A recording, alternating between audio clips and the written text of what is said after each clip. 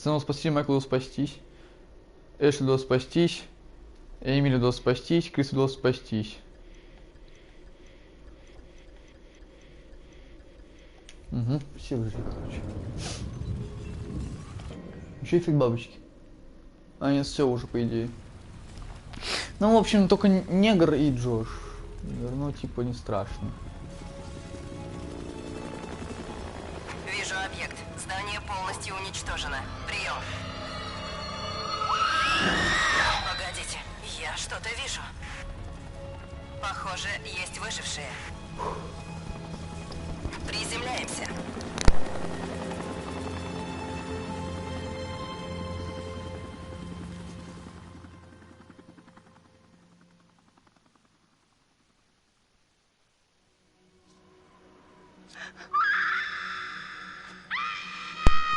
Фух, прошли. Прошли, мать твою за ногу. Фух. И что? Мне сказали, что под конец я пойму, как всех спасти. Я что-то ничего не понял, если честно. Ну, допустим, хорошо собрать эти... Как его? Да, не, время смерти 6:23. Да, Джорджи подох и все. Джордж и негр. Все. Тот мужик... Даже не знаю, с чего начать. Сначала вы думали, что он вас преследует. Скажите, ваши друзья тоже так думали? Ну, да, но... А может, они его убили? Что? Нет, вы не понимаете, разве не ясно? Если он на вас напал. Он спас меня. Я видел, как он погиб. Я слышала Джессику, не понимаю как. Она туда попала, но я знаю, это была она.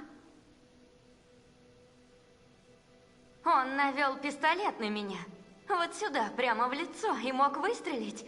Он чуть не убил меня, козел. Мы встречались, я думала, что хорошо его знаю, а он оказался полным моральным уродом. А как вы попали в шахту? Меня схватили и потащили, и... И что вы видели? Я не знаю. Я не знаю. Он сошел с ума. Такое творил. И... Я думал, это он напал на Часть. Мы с ним дружили. После несчастья он много общался со мной. Говорил, только я его понимаю. Я думала, мы на одной волне. Если хотите поговорить... Не хочу. Обычно после такой душевной травмы... Спасибо, не надо. А Мэтт, вы его нашли? Нет, пока нет. Ну, можете и не искать. Вам все равно, что с ним? Он бросил меня умирать. Говорил, он мой парень, а потом, можно сказать, убил меня. Это нормально? Ваша подруга Эшли говорит, что пыталась помочь. Нет. Она слышала ваши крики. Нет. Это не я. Майк. Что вы помните? Он пришел за мной. Пришел. В смысле? Где он? Он выжил?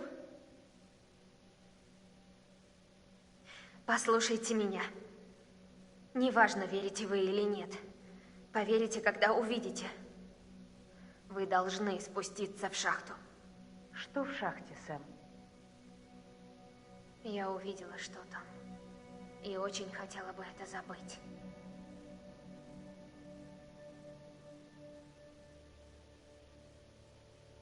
Так, ну это типа были комментарии их, из тех, кто выжил. То есть чем больше выживших, тем больше комментарий по поводу происходящих событий, кто закончились. Окей. Фу, хорошая игра, интересная, да, стоит ли пройти. Один раз, я не знаю, второй раз что-то нет смысла, нет желания перепроходить, если честно. Ну, умер Нигер, ну, Нигер вся первая умирает. Ну, умер Джош, ну, он заслужил, не знаю, наверное. Не, ну, конечно, не заслужил, но... А вот что мне интересно, получается, что вот этот доктор, который со мной разговаривал, я все время играл от лица Джоша, а доктор был не настоящий. Он был плоть воображения. Окей. Так очень интересно сделано. Да. Ну что ж, моя оценочка. Наверное, подойдет оценочка, время прошло. Ну, мне понравилась игра, стоечка, вы пройти ее, да, она интересная. И все, мне очень нравится то, что выжив, кто выживет, зависит только от тебя. Допустим, была угроза смерти этой азиатки, я не помню, по поводу ее угрозы. Была, но когда я мог от Виндиго убегал, я мог не убежать от него. Потом была угроза Майка, но Майка я просто забожил в этом госпитале с этими, просто забожил, как боженька, там всех их раскидал, это было эпично, да. Потом он мог тоже в это время. Потом, за Сэм, к сожалению, не нашел дневника, поэтому убили Джоша, только я потом это понял. Снова какой-то дневник искать. Ну, я как обычно, я собирал заметки, собирал. А самое главное, ты и не собрал. Ну, ладно. Что ж, не судьба, значит. Потом Нигер подох, потому что я не прыгнул. Я думал, что она умрет, что удастся ее спасти, эту китаёзу. Или хренозятку, короче, в общем. Нигер подох. И, соответственно... Так, что еще? Эшли могла умереть. Да, кстати, я знал, что эту херню ломает монстр, потому что так человек не стал бы долбиться, он стал орать, звать на помощь. Я просто было интересно, что будет. Мне просто интересно было увидеть, что там за херня. Вот, потом что, Эшли тоже могла умереть. Крис мог умереть, когда я стрелял, когда я промахнулся, потому что словно была палиться с камня, я перезагрузил. Что очень сложно ими целиться, и после него можно целиться, но почему за Майкла я просто офигенно отыграл. В этой больнице это было эпично. Это было очень круто. Еще волк, главное, что волк жив. Волк спас. Молодец, волк. Он выжил. Так, что еще? Кого там еще забыли мы? Вроде все, да, выжили. Кого я... Никого не забыл? Так, ну еще Джесс. Она выжила, тоже могла умереть, когда надо было не двигаться. Вот, ну, я выжил, все, она выжила. Она могла выжить с негром, если бы он выжил тогда. Ну что ж, не судьба негру жить. Но зато я сократил прохождение целого уровня. Хоть какая-то польза от этого негра. Конечно, фигово, что не все выжили, но это можно сделать, оказывается, я помню, что это можно сделать. Мне просто было интересно, что было бы, если я выбрал бы не Джоша, а ее. А ее бы разрезала нахер. Вот мне прям через это мучит вопрос. Надо потом все прочитать, потому что мне это очень интересно, что будет. В общем, всем спасибо, кто меня смотрел, кто вообще видел, что это. Я очень доволен, что смог все-таки наконец заставить себя постримить на PlayStation 4. И плюс сегодня необычный день, чем пятница 13. Вот, пятница 13, и прям я в стриме в пятницу 13, оказывается, я не знал, что сегодня пятница 13, я типа только сегодня узнал, что сегодня пятница 13. И оказывается, в это время и был этот стрим прям по хоррору, прям вообще до конца его прошел. Супер. В общем, всем спасибо, кто смотрел, я думаю, это все, да, пропустить. Можно пропускать. Эпизоды. То есть теперь я могу выбирать и переиграть любой эпизод, чтобы узнать, что было, да? Интересно. Ой, нет, ну там довольно-таки много. Ладно, давайте статусы коллекционных предметы. Обновлено.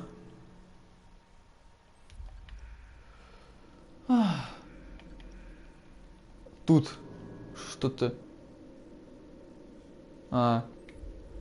Кому сакиться, не знаю, ладно, плевать. Тотемы я нашел, тотем, кстати, все удачный, самое забавное, что нашел все тотемы. Именно удачи, то есть, типа, как бы, удача. Это такой намек на то, что я счастливчик. Кстати, на самом деле, да, я счастливчик. Я мог куда больше взять народу, если бы был таким прибежным, собирал записки и не все вот тотемы. Блин, это очень важно, это фигня. Так, тотемы. Так, боссы, давайте посмотрим дополнительные материалы, мне это интересно, чтобы посмотреть. Да, давайте посмотрим. Только давайте параметры, поставим субтитры, чтобы... Так, субтитры. Дополнительные материалы. Что ж, это мы смотрели уже, да? Давайте начнем. Я врубаю звук, и мы будем смотреть ролики. Как закончим, это будет конец типа стрима. Ну, что ж, это уже кому интересно смотреть. Задание. Погнали. Первый клип создания сцены. Hi, this is Lee Robinson, production designer on Until Dawn. The production design for Until Dawn started with the great teen horror script that sets the characters in a Canadian winter mountain lodge, being a contemporary setting with visual clues derived from classic films of that genre, such as Hitchcock's Psycho and Stanley Kubrick's Shining. The storyboards are vital to the production design as it allows the designer to understand the scale of the environments to be made and the detail that would be seen to create the atmosphere of a horror. This took us into concepts that took these storyboards further, visualizing the world through the color palette, the lighting, tone and the mood, and developing key locations such as the lodge, the cable car stations, the forests themselves, the wilderness. As you can see, the environments and atmospheres change quite a bit from warm and inviting to cold and threatening. The Millionaire's Mountain Lodge was a key example. It was designed to be made from nearby stone and timber, embedding it into the landscape, with a contrasting and contemporary interior needing to be opulent and extravagant. We created dark and claustrophobic corridors with ominous and large open spaces, almost cathedral-like in size, and with huge structures to silhouette and dwarf the characters within, providing a labyrinth to explore and wander. Each character was developed with a strong visual identity in mind, with contrasting colours, tones and silhouettes to identify them, each to have their own texture, pattern and shape, so that when they were lined up you could always identify them. The costume designs allowed a range of clothes that would suit them for the cold winter weather, but also have an element of style and individualism, so that the audience could look at them and relate, recognizing themselves within them. A lady would like to cuddle up with her man by a nice cozy fire bathed in atmospheric mood lighting. Right. It'll get plenty toasty once we're rubbing up against each other. Mike. Yeah. Fire and mood lighting. Yes. Working with the lighting artists, we really brought the look and feel of the world together, and this required a thorough understanding of the visual language of teen horror. A key scene was where all the characters emerge out of the rear of the lodge chasing Hannah. A contrast is evident straight away from the exterior wilderness to the warmth of the lodge. The attention to character lighting here is through the bounce and rim lighting, accented colours and composition, creating characters that come from the dark into the light and back again with an emotional effect. Guys, there's someone outside. What the hell? Hannah! What's going on? Where's my sister going? It's fine. She just can't take a joke. It was just a prank, Han. Следующий это наука страх. Погнали.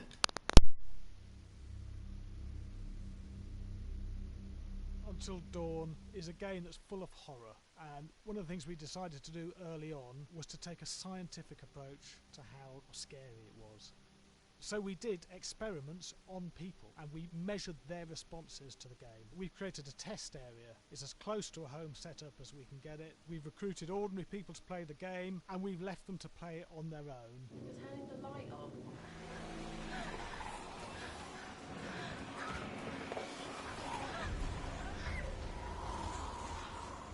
The only difference is it's rigged with cameras and microphones that relay the data through to the next room where people are watching them play. Bracelet here we use for biometric testing. It measures the player's emotional response. It's called a galvanic response sensor. It makes contact with the user's skin and it measures the electrical conductivity across their skin. It's the same principle as an old-fashioned lie detector. When you're stressed, you sweat a little, very sensitive. It picks up tiny changes if the player is feeling anxious or scared. That data's fed back to a testing team, comes through as a graph. I'm so sorry.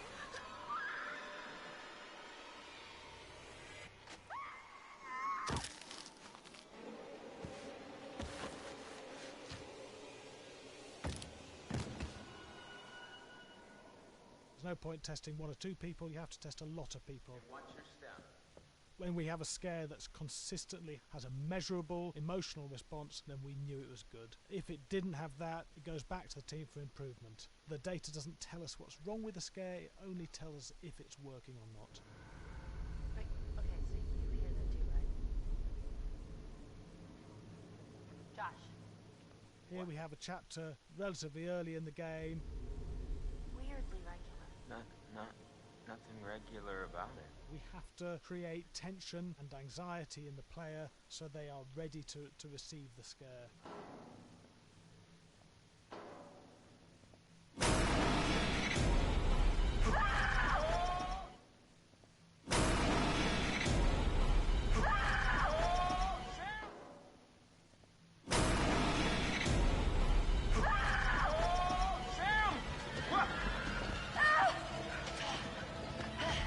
Give the player time to recover, to cool down, to calm down, and then start building the tension again before we do the next scare. Hey. What? Hey. What the hell? Ooh, you just got mugged.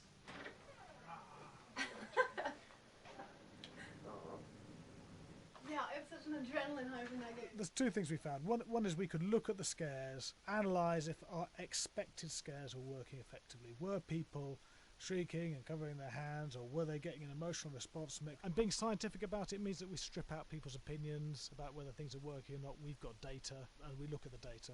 If it's working, we're happy with it. Pretty scary. Bit scared and wanting to get away. I actually maybe a bit scared to play on my own, but in a room with the lights on, yeah, with some other people as well, yeah, maybe. But because I'm a scaredy cat, I would play with someone in the room. And the lights on. It was one of the scariest games I've played in a long while. Странные какие-то люди, они очень впечатлительные. Я один играл, ну вот. Я выключил свет. У меня темно, чтобы было максимально стрёмно. Типа я один играл. Да, и что? Типа, блядь. Вы что, теперь обосрались, что ли, вообще? Я что-то не помню, чтобы... Странные какие-то люди, ну, каждый по-своему видит. Я готов, конечно, но я не пугаюсь, я типа скримеры все, блин, вздрагивают от этого. Ну, прям, чтобы стрёмно мне было, ну, не знаю.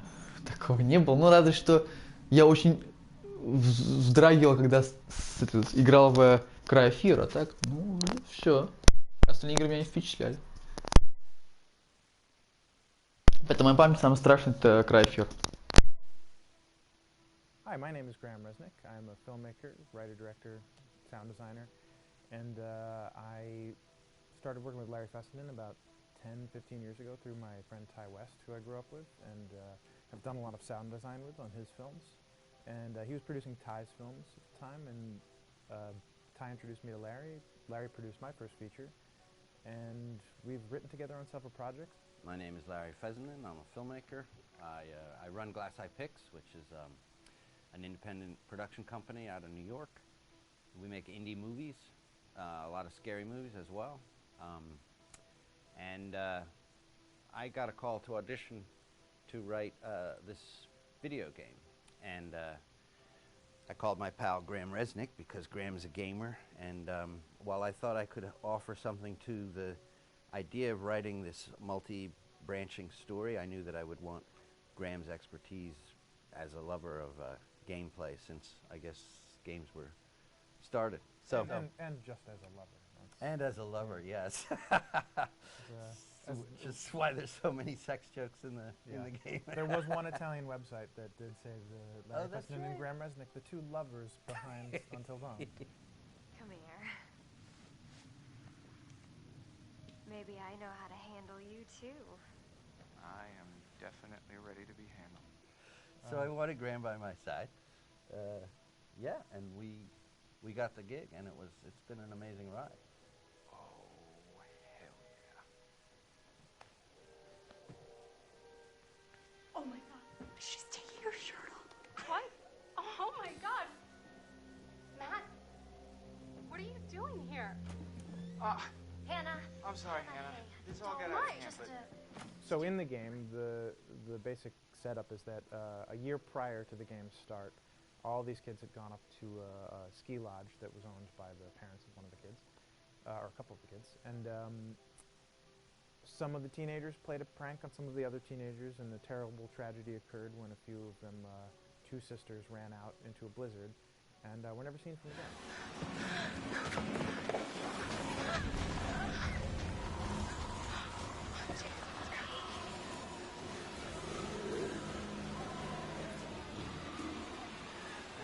now, a year later, this is kind of torn apart, this group of friends. They've gone through some trials and tribulations in the past year. The brother of the two girls has had a lot of psychological issues, and to kind of help him cope and help them all get over it, they all return to the lodge a year later, back up on the mountain. And the idea is to get over it, but... the healing does not begin. Yeah, and these kids are all trying to find themselves. They've been through a trauma, but in general, they're just teenagers trying to figure out who they are. So they're all kind of falling into the patterns, the stereotypes, the characters they see on TV and in the movies. I think we were very interested in taking genre tropes and kind of making them sort of refresh them.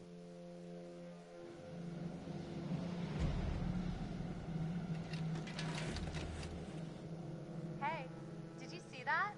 Dad said it'd just be us this weekend. We're familiar with how slasher movies work. Most people have seen some horror movies, and we have established notions and preconceptions about the roles of the players in horror movies and how they talk and how they get killed and how they have sex. And to bring you into the game that way and then subvert a lot of those expectations is kind of our goal. They're haunted by some incident that happened in their past, which I think you pretty much figure out that that's going to have a role in their interaction. Yeah, so I think what was fun was we take some sort of stock characters and we try to give them some shape, but at least at the beginning they're recognizable in the way of groups of friends. There's the jock and the bitchy girl and the rivalries between everyone. And oh my gosh, and really fun characters too. We just had so much fun living in the minds of these characters through writing the script. What do you think? Jesus! It was fun. I think we were looking to get that kind of banter that you see both in movies, but also that you absolutely have with friends, and sort of those inside jokes. And of course, as writers and as friends ourselves, we sort of developed little tracks, and we try to give the characters that kind of vibe. 1000 страниц, счет. Ну, как снимался, думаю, это все знают. Счет. Давайте посмотрим счет.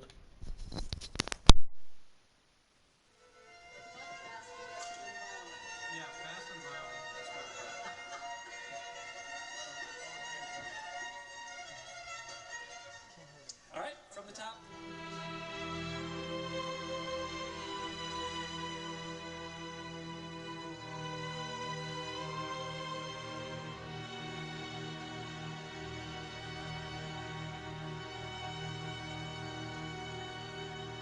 My name is Jason Graves, and I'm the composer for Until Dawn.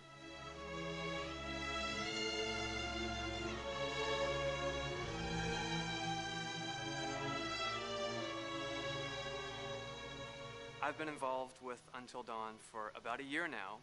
Originally, I was contacted by Barney Pratt, the audio director. I think that had something to do with my lineage of horror games, and hopefully not the fact that my last name is Graves, although a lot of people seem to associate my name with scary music.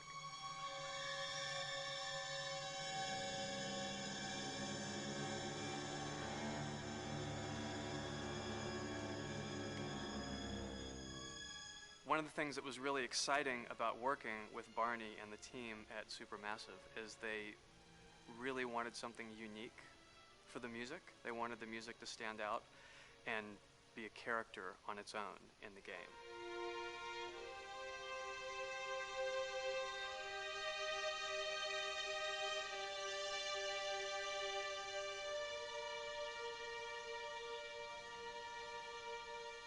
When I'm first starting on a new score, and it doesn't matter if it's film, television, or games, I always end up going to the main theme.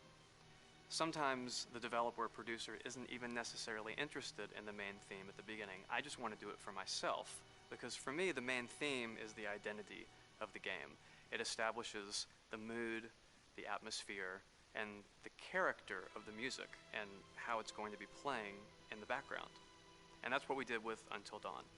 That was actually my demo pitch to Supermassive Games. I put a main theme together, recorded all the instruments at my studio, and sent it to them. And they liked it, we actually ended up recording that exact theme, all the instruments and everything live here at Ocean Way probably 9 months ago.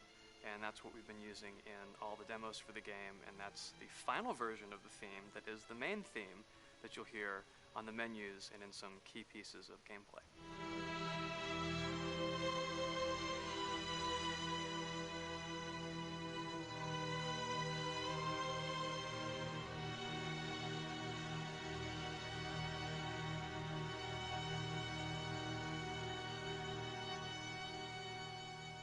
I seem to have made a name for myself in horror.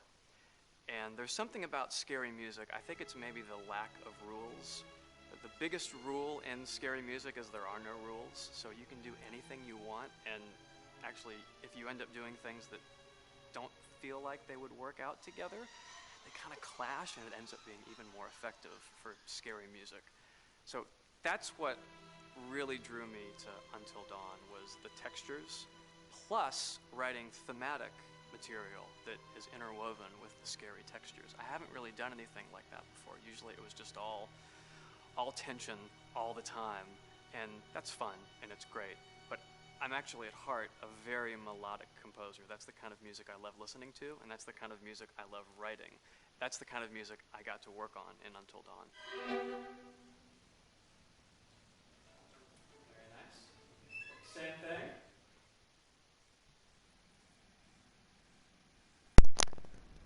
Претворение в жизни, что за чертовщина? Не посмотрим, что это такое, что-то такое, мы посмотрим последнее, если не будет так интересно. America's North Woods border region. Within this land of 10,000 lakes and miles of dense timber, a hideous creature is believed to lurk. The North Woods is probably one of the last frontiers in America. There's still a lot of places in this area that hasn't been set foot by man.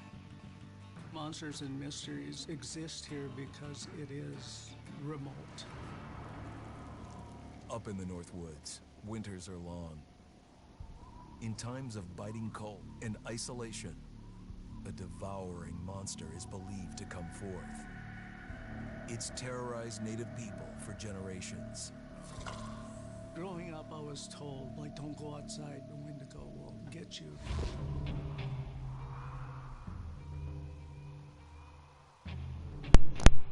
Among the traditions of the northern Algonquin tribes is the Wendigo, a monster that can seize hold of a person to carry out its hunger for human flesh. Many Native Americans fear even talking about this Wendigo, and even the mention of the name will let the Wendigo find out where you are, and it will open you up to be possessed by this Wendigo. The most famous case of a Wendigo possession took place in 1879. In the deep woods outside of Edmonton, Alberta. Swift Runner, a Cree Indian, was a trapper and a guide. He had left town the previous autumn with his wife, 6 children, and his mother. But when Swift Runner returned in spring, he was alone. Swift Runner came into a nearby village telling this heartbreaking tale. I had to watch them starve to death. Of his family being killed by starvation, and that he was the only survivor. My whole family gone. It wasn't hard to understand a family falling victim to a brutal winter. To even not. Yet something was suspicious about Swift Runner. He was a strapping man, and he came into town weighing over 200 pounds. It didn't look like somebody who had just weathered a terrible winter. He wasn't malnourished, didn't look like he was starving. He looked healthier than ever. After a few nights, it became clear that something was wrong. He started having night terrors, screaming in his sleep. I am the Wendigo! Villagers alerted the police. Swift Runner actually guided them back to his winter cabin. When they got there, that's when they saw the true horror.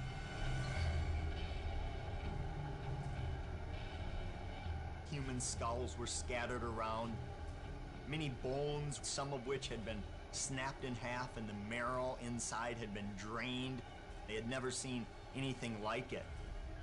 Swift Runner had killed his entire family, shooting them, hitting them with an axe, strangling, and then eating most of their bodies.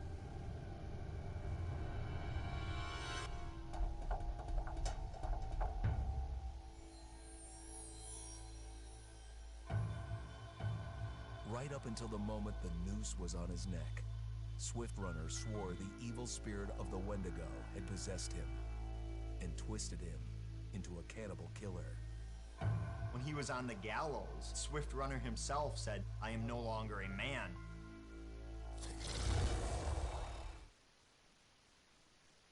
Интересная история, ты даже... Вот чем они вдохновлялись, Винтига, ну-ка посмотрим, а что последний, может, тоже что-то интересное будет.